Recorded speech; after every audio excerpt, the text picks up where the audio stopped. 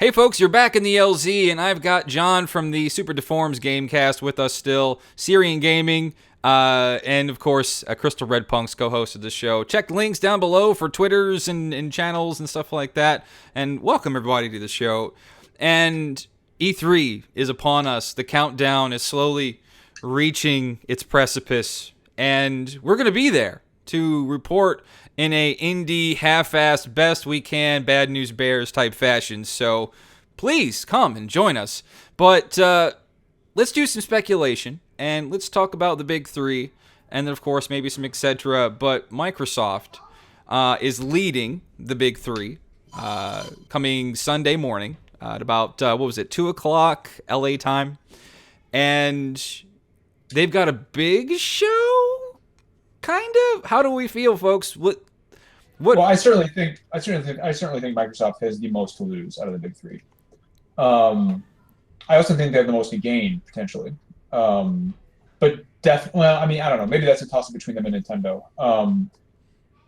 But I definitely think that Microsoft has the absolute most to lose because they, in my opinion, and people will say, "Oh, John, you don't even own an Xbox. You're just a fanboy." But I feel like Microsoft, I mean, E3 is about games, right? Games. That's what we expect to see at E3. And Sony has all the marketing deals. They've spent, I think, like $120 million on marketing deals, which is nuts. That's a lot of money for marketing. So they need to bring it with the Scorpio or whatever it's going to be called. But I mean, I think Microsoft's big disadvantage is, they are touting 4K 60 frames a second. That's great. At least for first-party titles, I expect that. I don't think you're going to see that for third-party titles. But first-party titles at 4K 60 is great. The problem is it's going to be the same problem that Sony ran into with PSVR. Is that how do you demo that, right? Because most people are not going to be watching this on 4K monitors.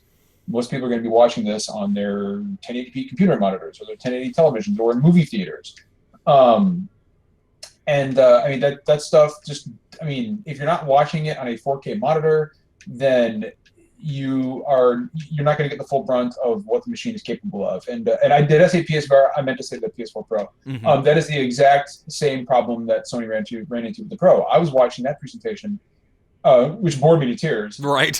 It was bad. And it was terrible. I love my Pro, but that presentation was I awful. love my PS4 Pro, but that was snore-inducing. And I was watching it on my computer monitor, which is not 4K. And I was like, oh, okay, well, this doesn't look any better or worse than my vanilla PS4 because I'm not watching this in the intended format. And that's a problem that Microsoft is going to have to try to find a way around.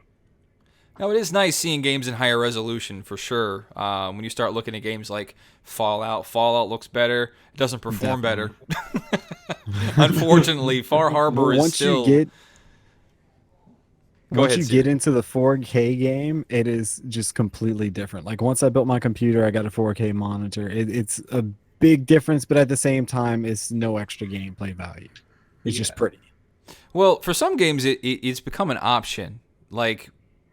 for being able to be free to play games at 60 frames, for games that weren't originally able to, like Bloodborne. I want a Bloodborne patch, Sony. Probably never happen, but games that you would like to have seen run at 60 frames. No Man's Sky got a pro patch, runs at 60 frames. As a matter of fact, they unlocked the frame rate for PS4 Junior. So it's like, it is nice to see that bump. I'm not seeing as many developers take advantage of it as I would like to. I don't think Grand Theft Auto 5 got a patch, did they? No, I think the plan with the Pro is for like their future games coming out, because Horizon Zero Dawn looks fucking beautiful on a Pro. That's the perfect example, as a matter of fact. So let's time warp for a second for Microsoft, because they got a really shitty start for this console cycle. Really shitty start. And I think you look at games, you look at console makers like Microsoft at the beginning of this generation, and even as a developer or publisher, that should be the main lesson right there, that you don't let the corporatist attitude of selling games and selling consoles dictate how you market that product and how you build that product. It's hard to accept, too, because you have a graphically weaker console, power-wise, and this was in a time where resolution and frame rate were the biggest part of the discussion when it came to consoles and games and performance. Those were the two big subjects, and Microsoft struggled at even those. And at that point, you start seeing third parties pack their shit and leave. Third-party deals like Call of Duty and things like that are not a thing anymore. It was not uncommon during the 360 era to see an E3 press conference lead with a Call of Duty demo. That was just how it was. 30 days lead for DLC, things like that. And then that role got completely reversed. And now you see Activision primary on Sony's stage, which was odd. It's still kind of an odd thought to me. I don't know why that is, but it's funny. It's funny the role reversal you see from Sony in 2006, and then Microsoft in 2013. Sony came in, arrogant Sony. They came in saying, you'll get a second job and $5.99 and a Ridge Racer, and make sure you flip that enemy crab on its back for massive damage. It reeked of hubris. Because they absolutely decimated the competition during the PS2 era. And Microsoft capitalized on that. And the exact same thing happened to Microsoft. They dominated the gen until the very end. And then they came in and they said, the attitude was, we can sling whatever fucking messaging we want. People will buy our shit because they're idiots. So that's the big thing then. I think that pretty much proves if you just give the people what they goddamn well want, they'll buy it, right? But then when you start packing that suitcase full of, just like you said, hubris, right, of things people don't want, and then the messaging that sort of defended it was packed full of hubris too. So it's just amazing how they stood by and defended it. And then they all abandoned ship once they saw the failure happening real time, right? Nobody wanted to Kinect. Nobody wanted a superior or an unsuperior console. Not sure if that's a word. And just the dumb things that came with it. It's like both companies at a point let their success get to their head and just lost touch. Because the original Xbox, I guess you could say the PS2 was doing better than it, but towards the end of the Xbox lifecycle, when like Halo 2 came out, you start playing these games that have online multiplayer support, people were ready for the next thing to come out, and PlayStation didn't jump onto that. That's what I saw. Here's the other problem I think that Microsoft runs into. One is price. I think there's and not just one problem. I think there are several more problems that Microsoft runs into. One is price. I don't see this thing coming in anywhere under $4.99. I'm sorry, I just don't. It feels like that. Yeah, $4.99 feels, and they've said it. Premium is their buzzword that they've been leading with. This is for your premium gamer, and I like premium stuff, but I'm not willing. I don't know if I'm willing to pay $500. Well, so the other issue that I find is Crackdown 3, right? Like everybody assumes that Crackdown 3 is a launch title for the Scorpio, right? And it may very well be, but I think it's a foolish idea if it is, because it is going to get fucking murdered. And not only that, it's a niche game. It's niche. And well, it's not like a Red Dead Redemption or like a Grand Theft Auto and granted, a lot of it is focused on multiplayer, but the rumored launch date I have heard for Scorpio is October 10th. This year, yeah. Or right around that area, right? So you've got Crackdown 3 coming right after Destiny 2, right before Call of Duty, right before Battlefront 2. There's an Assassin's Creed game coming out, which is hotly anticipated because this, the series took a year off and people are really interested in it. It needed that year. It really did. And beyond that, console exclusives traditionally, especially this gen, do not sell during the holidays. Interesting. They don't. The only one that sold well was Halo 5. That's it. When did Horizon come out? Horizon came out in March. Or no, sorry, not March. February. Early, Very into February. The Order came out in February. Fucking Rise. Now let's look at the game. No, so Gears of War 4, massively undersold, massively underperformed. Sunset Overdrive came out in October, sold so poorly that we're not getting a sequel. Rise of the Tomb Raider, timed exclusive for Xbox for Xbox One, sold absolutely abysmal, especially since it came out right on top of Fallout 4. This is the reason that Sony moved Uncharted 4 from the fall to March, because they were like, "There's no way. This is ridiculous. We can't do this." These, and I'm sure there are more. I mean, these games. I mean, Gears of War 4 underperformed, and from what I've heard, it massively underperformed. That's unfortunate. It is really unfortunate because Gears of War is a fantastic fucking series. Mm-hmm. You know, and this ties into the deeper problem that Microsoft has had with their first-party exclusives, and that this gen, aside from Halo, they're just not selling well. Quantum Break is not getting a sequel because it massively underperformed. That was a bad deal altogether, unfortunately. And I love Remedy, and that's unfortunate to see them go through that. So I don't think releasing Crackdown 3 in October is a fucking good idea at all. Because, you know, the Scorpio is going to sell comparably to the PS4 Pro. It might sell a little better to the Xbox Hardcore than the Pro did to the PS4 Hardcore. But anybody expecting this thing to post up fucking blistering nuclear fucking bomb numbers needs to seriously temper their expectations. That's terrible too. And what are they gonna bring to the table at E3? Because they just canceled 2 of their exclusives. Just a couple of months ago? Scalebound got cut. So there's Knights of the Aegis, which is their and I can go ahead and reveal it here on the show, I guess. Is Knights of the Aegis is Microsoft's big new IP. And that is going to, from what I'm told from an individual I highly trust. Interesting. That is going to close their show. I'm no insider, but I do have a few. I know a guy who knows a guy. That's always good. And so Knights of the Aegis is going to close their show out, set in 1974. There's some kind of secret order called the Knights of the Aegis. Sounds similar to the Order 1887 or 1886, if I'm to be perfectly honest. I was going to say that. It does.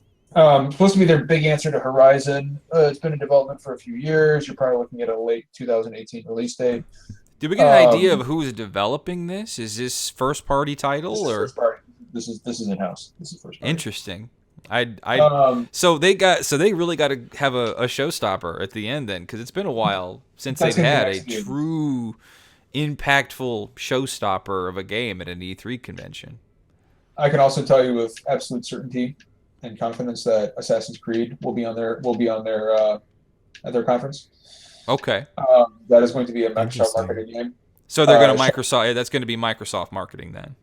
Yes. That's not unbelievable. Shadow of War. Okay, that's right. Shadow of War is marketing. We already know about that one. That's good stuff. Okay. From what I've heard, Borderlands 3 will be there. Okay. That I didn't even have that one on my list because I tend to not list anything from Randy Pitchford. But Borderlands will I am.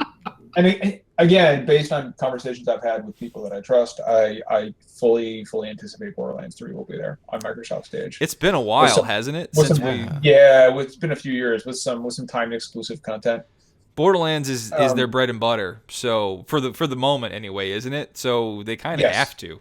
And somebody tried to suggest to me that Borderlands 3 was a timed exclusive, and I was like, no, it's not. Mm-hmm.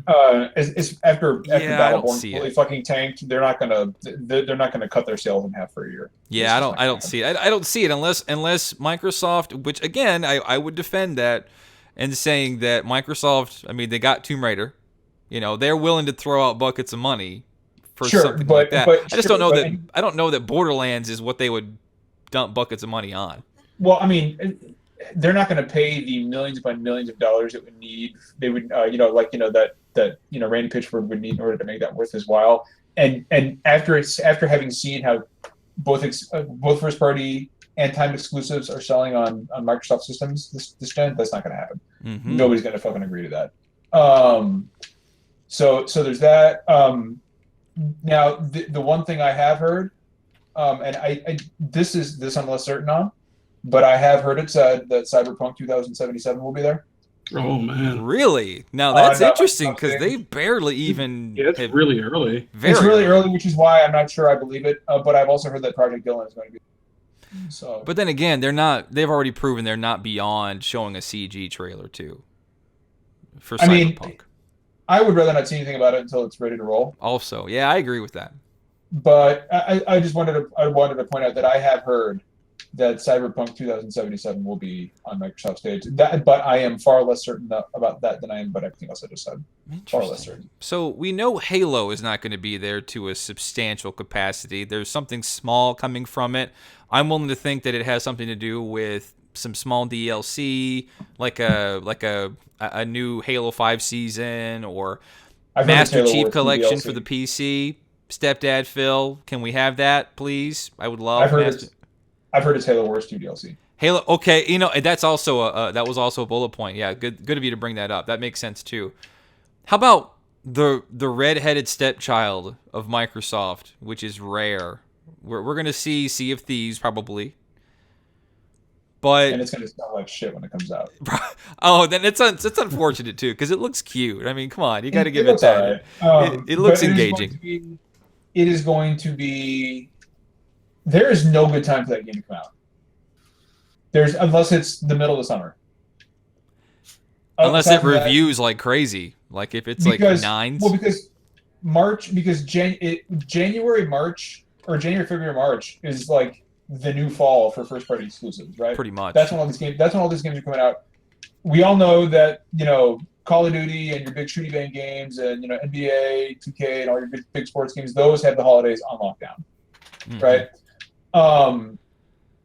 And Sea of Thieves will get fucking murdered by it. So, I mean, unless you're talking June, August, or not even that, just June, July, and August, it's done. Like, it's no. I would even wager they're not even going to show a release date. No, I think you'll get a release date, and I think it'll be, I don't know, April 2018, which I think is a dumb release date. It's got to be June. Yeah, it's tax time, baby. People spending their thousands in tax returns. How wouldn't it be? And this is kind of a dream of mine, but it's been years since any of the great Rare properties have seen. And I know they love their new IP, but wouldn't it be weird and kind of interesting if they showed up at the show with like a new Perfect Dark game or something to that effect, where with a good showing? Because I'm a huge Perfect Dark fan, and Perfect Dark Zero was a piece of shit, but it was my very first online multiplayer game, and I'm proud of that, damn it. And it's just weird that they're stifling such a great studio, what's left of it. Like, I don't even know why it's even a point of conversation anymore when we know that the better points of Rare have kind of jumped ship, haven't they? Yeah, I think so. But I mean, I don't think that. I mean, honestly, like, everybody says, "Oh, I wonder what Rare is doing. I wonder what Rare is doing." But we know what they're doing. I mean, they're not doing much of anything. They're making fucking Sea of Thieves. I mean, and Rare is one of those studios where it's interesting to see what has happened to them. I mean, during the N64 era, Super Nintendo N64 era, they were the Naughty Dog of that era. I mean, they made some fucking amazing games. And now, what are they doing? They're doing an online cute pirate MMO. It's interesting to see what has become of that studio. They did have an interesting way of demoing Sea of Thieves. Like, it was corny, but it was a little exciting too, I guess. So maybe they're going to show something a little more substantial for Sea of Thieves and make it more attractive to people that might make a Q1 or Q2 sale of Sea of Thieves next year more viable. Because if you go off of what we've seen and what we know about it so far, yeah, I would agree. It's going to be sent to death amongst, especially, because you're right, Q1 is a great time for games because a lot of people have monies. They're ready to spend money again after the holidays. Didn't Grand Theft Auto 5 launch in Q1 of a certain year? Grand Theft Auto 4 or 5? 5 launched. I mean, those games traditionally launch in the fall, I believe. I know Grand Theft Auto 5 launched in the fall. September to be exact. But those are those games that they can afford to do that because I mean they sell billions. Grand Theft Auto, yeah, that game can launch whatever the fuck it wants. Mm-hmm. That is one of those few games outside of Call of Duty and Destiny, for example, or anything Star Wars related that they can fucking launch that shit whenever they want and it's going to sell gangbusters. Just like Red Dead Redemption 2, they are bound by nothing. They are going to release that game whenever the fuck they feel like it, and you better move the fuck out of the way if you're not Call of Duty. Yeah, delay your games and get out of the way. I guarantee you, every publisher is eyeing the potential release date for Red Dead Redemption 2 very, very closely. Well, I know Ubisoft probably is with Far Cry 5 if they're launching in, what was it, February, I think it was. Oh, the earliest Red Dead comes out is April 2018 now. I don't think it's yeah, like so it's like, yeah, I don't want to we shouldn't launch there. Probably a bad idea. So let's cap it off then. What does Microsoft have to do to have a good show? Their new show format with Phil Spencer has been fantastic. I have almost no complaints about it other than just the substantial lack of title power that they have.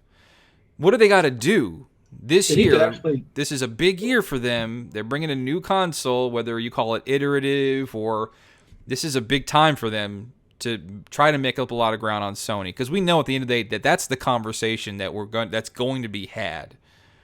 Is how are they going to make up that ground? What do they have to do to have a powerful E3 this year? They need to actually release the games that they say they're going to release. Like we were talking about earlier, like when are we going to see Cuphead? That was like an Xbox One like launch title supposedly. Yeah, I had a conversation about this with my good friend Randall Thorpe. You guys probably all know who that is. Good friend of mine, very good friend of mine. I said to him, I said, and he didn't say one way or the other, but I said, if Cuphead is not at E3, that game is in fucking trouble, in my opinion. It looks like a pretty hard game to make, though. So I don't know how many people are working on it. It's pretty. I mean, originally it was a boss rush game. It was just a boss rush. That's all it was. And then Phil Spencer was like, "Yeah, you guys got something really cool here. You should build an entire actual level-based structure around this," which is what happened. And 4 years later, where the fuck is Cuphead? So who knows? I have a feeling that game has caught some kind of development hell, just like Dreams for PS4 is. Dreams. I thought that, like, every time somebody brings up that game, I thought it launched already, and I just didn't pay attention. Or canceled, yeah. No, just wait. It's canceled. What happened to Dreams? Yeah. Turned into a nightmare, apparently. That's weird. Like, that would be weird if Media Molecule just shows up and says, yeah, forget that. This is our new thing. But yeah, what? In order for Microsoft to succeed, they need to limit Scorpio talk to 2 or 3 minutes. Interesting. Games. That's pretty bold. Because go ahead. No, I was just gonna say. I mean, no, I don't want to. I know as a potential, Xbox consumer, I don't own an Xbox system. I'm eyeing Scorpio with interest, but visuals don't make games great. The Order 1886 had fucking phenomenal visuals, and it was a very mediocre title. Mediocre, definitely. So, and that's probably putting it kindly. Mm-hmm. So don't tell me how uncompressed your pixels are. I don't care about any of that. Don't talk to me for 10 minutes about hardware, because Sony tried that during the Pro unveiling, and I fucking fell asleep during the podcast. I'm not bullshitting. I woke up, I was like, what happened? $399? Cool. That's great. So they need to talk about open the show with Scorpio, say, hey, here it is, fucking Xbox Optimus Prime, whatever the fuck they're gonna call it. Do we know yet? I'm sorry. No, I have heard. I am 98% certain that it's a really terrible name if this is the case. Xbox One X. Ugh. Wow. It's pretty bad. No. Well, I'm sitting here. I have heard again from people I trust that is in fact the name of the console. That's interesting. Because it abbreviates to Xbox. What? That's why. I'm sorry. That. I mean, I was like, okay, why not just call it the Xbox? Yeah. You'd think. That's interesting. I'm not sure how well marketed that is.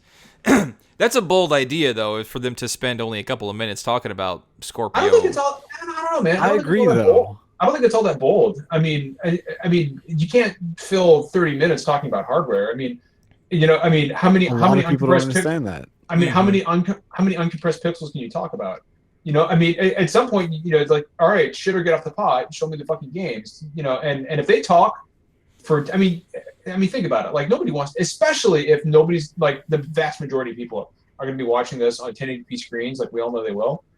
Because 1080p is still far more ubiquitous than 4K. And YouTube compressed.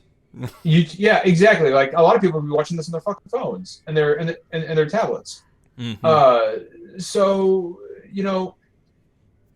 I mean, nobody wants to sit here and listen, not watch, because what are they going to show you? I mean, nobody wants to see Halo 5 running on the Xbox One X or Scorpio, whatever it is, for 10 minutes, right? I don't want to hear that. 2 to 3 minutes max. I can see them sort of seeding it through, like giving it some buzz thing, like best on Xbox One S, or runs better on Xbox One S, or kind of like how they do with each of the new titles they bring up on stage, Xbox exclusive, just a small sound bites with it too, to just kind of entice you. It's like, hey, this game is going to look and run better on this console. Now you should go buy that and sell your old piece of shit on Craigslist. Again, this is why I said that I think Microsoft has the absolute most to lose. You know what I mean? I don't think they're in a great position here. They haven't. But I agree too. They should just kind of talk about the console, get it over with, and just go to games, because that's pretty much what everyone wants. Yeah, that's what I want. And historically, the last couple of years they've done that, and you have to give respect where it's due. That they've ever since Phil Spencer took over, they've done a great job of just getting the bar graphs and pie charts off and just games. Stop talking about sales. Stop talking about performance and how much we love you as the player, and just show me the goddamn games. So they've done okay with that. Do we know how they're treating the new Xbox Scorpio exactly, though? Because they did come out with the Xbox One S, which was, I guess, their version of the Pro. Is this going to be like the Pro's Pro, or what is the new console cycle for them, or what? That was kind of misleading, because it wasn't really their Pro so much. It was the same I have an Xbox One S, and it is the only thing different that it does than the original Xbox is 4K Blu-ray. Whereas Sony's Pro was the laughingstock of that kind of for a little while, that here's this new console that has higher resolution play, higher frame rates, good, better options is for those of us that are premium users. But it did not play 4K Blu-ray. But that's really the only difference, right? Otherwise, it's just an Xbox One. Like, I play Halo 5 on it. It's still the same shitty looking Halo 5 that I love so much. But there's no change there. So this is the definitive, what I would have thought the Xbox One or the Xbox this generation could have and should have been, but inevitably did not turn out to be. So it's going to be interesting, y'all, and I'm holding with bated breath, because I like Phil Spencer, I like Xbox.